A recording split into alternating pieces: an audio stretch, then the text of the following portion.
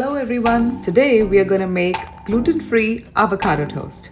This is a very quick, healthy, and of course a delicious breakfast recipe. For this, you need half an avocado, 2 slices of gluten-free bread or any bread of your choice, juice of half a lemon, 1 tablespoon of chopped onions, half teaspoon of chopped jalapenos or chilies of your choice, a handful of cherry tomatoes cut into half, pinch of sesame seeds, flax seeds, and hemp seeds, some salt and pepper for seasoning. You can use any seasoning of choice also that you might want to add. I'm also going to use some crushed red pepper. While we make the mix for the avocado, we can go ahead and toast the breads in a toaster. Let's start by chopping small pieces of avocado and putting them in the bowl.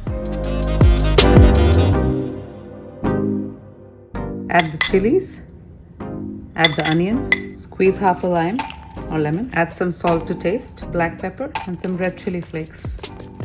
I like mine spicy. You can totally skip this step if you don't like spicy. And now we'll mix this all well together.